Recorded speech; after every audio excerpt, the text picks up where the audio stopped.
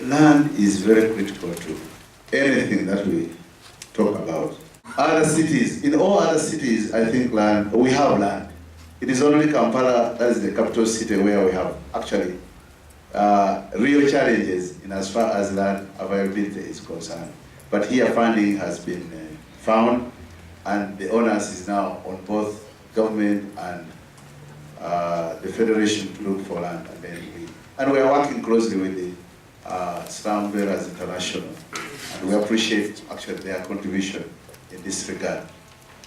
So, land is there, and we are going to have more land as we actually go ahead.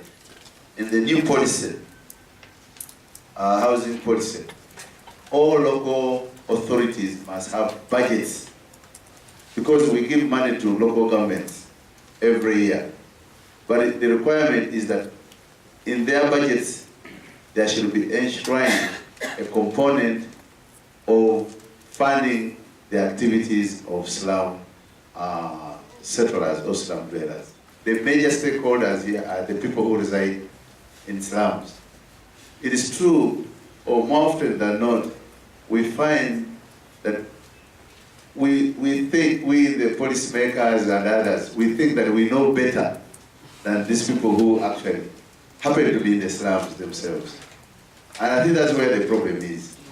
Because when you don't involve the slum dwellers in the planning process, or rather find out exactly how they would like to proceed, of course you can improve on the quality and so on, but with the involvement of the people.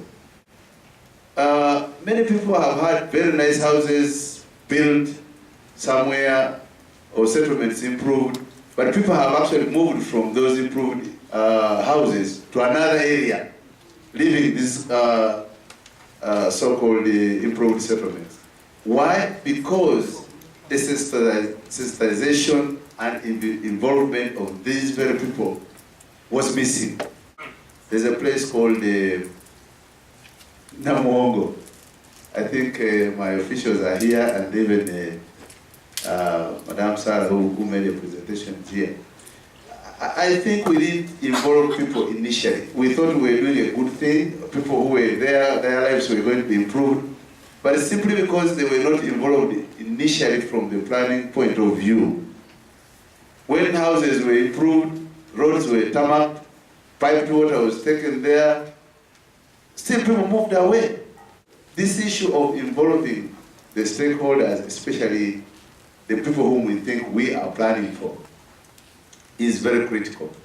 And I think as governments, we must ensure that the people are, you can sell the idea, or you can actually bring modern ideas, but at the end of the day, you must marry those so-called modern ideas with the thinking of the people. Because once they don't embrace this, then you will lose it out. And I think, to me, this is one of the things that I've picked as a best practice, or a good practice, that we have to adapt in our policy formulation. The law that was left by the colonialists is the one we have been using for a very long time. You see, already there is no integration whatsoever. You are condemned to a place where you are, and you think that you can never cross to another situation, regardless of the achievement that you may attain, whether academically, whether economically, socially, and otherwise. So this is something we have actually also in Uganda. We moved away. We now have a new physical planning law, which looks at comprehensive and integrative kind of planning, whereby you can actually blend the settlements. After all, a poor person also needs clean water just as a rich person does. A poor person needs a good road just as a rich person does.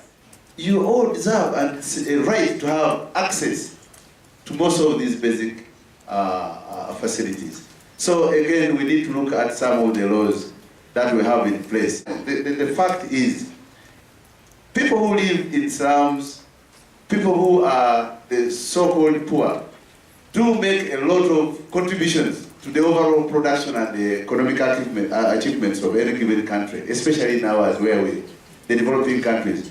But we don't recognize this fact.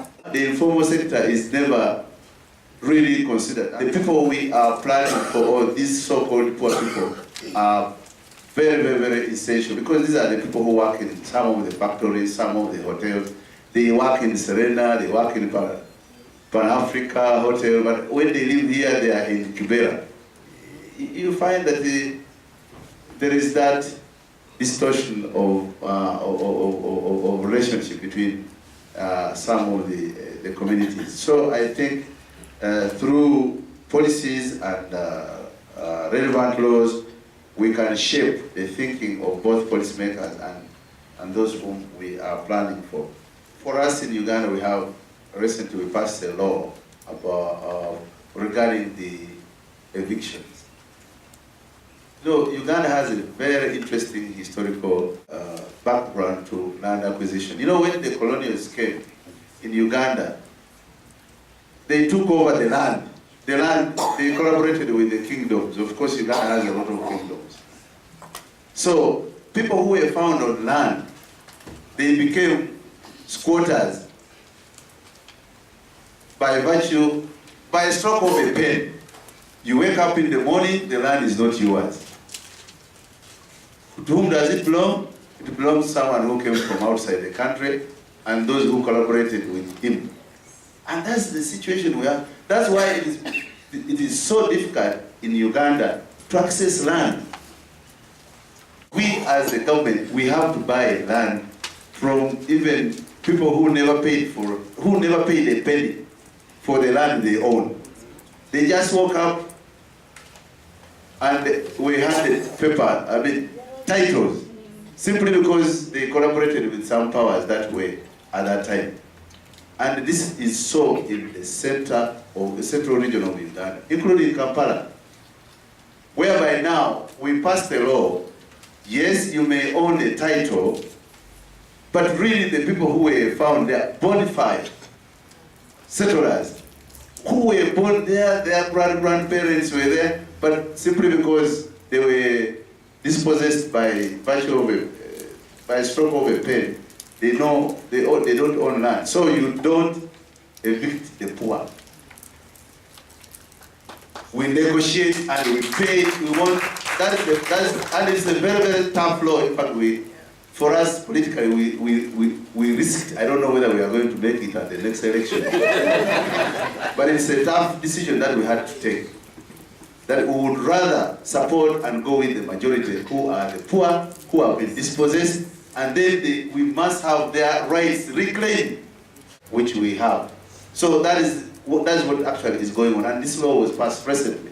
Actually, I was the one who even tabled that law on the floor of the House. As I conclude, again, the issue of mere ownership should not be an issue. Really, the opportunity to access land. Opportunities of actually accessing land as opposed to mere ownership. This is something I want to provoke you to think about. You may not own land, but you have the right to access. To me, this would actually ease some of the challenges that we have. Because if every person had an opportunity to access land, as opposed to owning it, it would actually create a different scenario.